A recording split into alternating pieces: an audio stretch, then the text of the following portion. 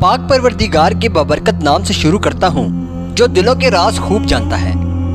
تمام ناظرین کو دل کی گہرائیوں سے تاریخ اسلام میں خوش آمدید اور محبت برا السلام علیکم۔ ناظرین، آج کی ویڈیو یہودیوں کی جلا وطنی کے متعلق ہے۔ معزز ناظرین و اکرام، یہودیوں نے رسول اکرم صلی اللہ علیہ وآلہ وسلم کے خلاف ایک سازش چلی تو حضور پاک صلی اللہ علیہ وآلہ وسلم نے کیسے ان کو عرب سے بے دخل کر دیا، آئیں ویڈیو میں جانتے ہیں۔ ہجرت کے بعد حضور اکرم صلی اللہ علیہ وآلہ وسلم مدینہ تشریف لائے تو آپ نے مدینہ اور اطراف کے یہودیوں سے صلح اور عہد کا معاہدہ طے فرما لیا، مگر یہودی اپنے عہد و پیمان پر قائم نہ رہے، بلکہ انہوں نے حضور اکرم صلی اللہ علیہ وآلہ وسلم اور مسلمانوں کے خلاف اندرونی اور بیرونی سازشوں کا جال بچھانا شروع کر دیا۔ اسی دوران بنو نذیر کے ذمہ دار افرادوں نے ایک روز یہ سازش کی کہ نبی اکرم صلی اللہ علیہ وآلہ وسلم سے جا کر عرض کریں کہ ہم آپ سے ایک ضروری مشورہ کرنا چاہتے ہیں، اور جب وہ تشریف لائیں تو دیوار کے قریب ان کو بٹھا دیا جائے، اور جب وہ گفتگو میں مصروف ہو جائیں گے تو نعوذ باللہ چھت کے اوپر سے ایک بھاری پتھر ان پر گرا کر ان کی زندگی کا خاتمہ کر دیا جائے۔ چنانچہ آپ صلی اللہ علیہ وآلہ وسلم یہودیوں کی بستی میں تشریف لے گئے، مگر آپ ابھی دیوار کے قریب بیٹھے ہی تھے تو اللہ پاک نے بذریعہ وحی یہودیوں کی سازش سے آپ کو مطلع کر دیا، اس لیے آپ خاموشی کے ساتھ فوری واپس تشریف لے گئے۔ اس طرح یہودیوں کی سازش ناکام ہو گئی۔ حضور خاتم النبیین صلی اللہ علیہ وآلہ وسلم نے مدینہ پہنچ کر محمد بن مسلمہ رضی اللہ تعالیٰ عنہ کو پیغام بھجوایا کہ وہ بنو نذیر کو یہ پیغام پہنچا دیں، چونکہ تم نے غداری کر کے یہ معاہدہ توڑ ڈالا، اس لیے تم لوگوں کو حکم دیا جاتا ہے کہ حجاز مقدسہ کی سرزمین سے جلا وطن ہو کر باہر نکل جاؤ۔ منافقین نے جب یہ سنا تو جمع ہو کر بنو نذیر کے پاس پہنچ کر کہنے لگے، تم محمد صلی اللہ علیہ وآلہ وسلم کے اس فیصلے کو ہرگز تسلیم نہ کرو اور یہاں سے ہرگز جلا وطن نہ ہو، ہم تمہارے ساتھ شریک کار ہیں۔ بنو نذیر نے منافقین کو اپنی پشت پر دیکھ کر حضور اکرم صلی اللہ علیہ وآلہ وسلم کے حکم ماننے سے انکار کر دیا۔ اس پر نبی اکرم صلی اللہ علیہ وآلہ وسلم نے جہاد کی تیاریاں شروع کر دی اور حضرت عبداللہ بن ام مکتوم کو مدینہ کا امیر بنا کر صحابہ اکرام کی ایک فوج لے کر بنو نذیر کے قلعے پر حملہ آور ہو گئے۔ یہودی اس قلعے میں بند ہو گئے اور انہوں نے یقین کر لیا کہ اب مسلمان ہمارا کچھ نہیں بگاڑ سکتے، لیکن حضور اکرم صلی اللہ علیہ وآلہ وسلم نے ان کے قلعے کا محاصرہ کر لیا اور حکم دیا کہ ان کے درختوں کو کاٹ ڈالو، کیونکہ ممکن تھا کہ درختوں کے جھنڈ میں چھپ کر یہودی اسلامی لشکر پر حملہ کر دیں۔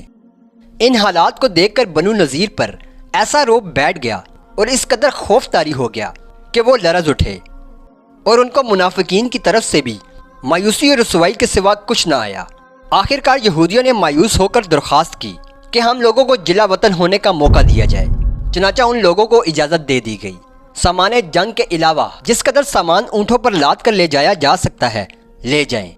اس طرح بنو نذیر کے یہودی 600 اونٹوں پر اپنا مال و اسباب لاد کر ایک جلوس کی شکل میں گاتے بجاتے مدینہ سے نکل گئے۔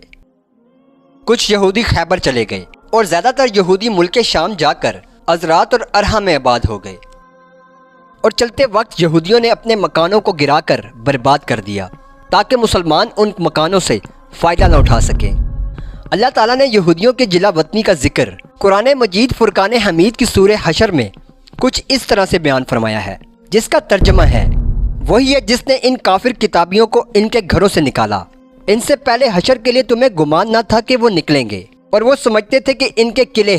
ان کو اللہ سے بچا لیں گے، تو اللہ کا حکم ان کے پاس آیا جن سے ان کا گمان بھی نہ تھا، اور اس نے ان کے دلوں میں روب ڈالا کہ اپنے گھر ویران کرتے ہیں اپنے ہاتھوں اور مسلمانوں کے ہاتھوں۔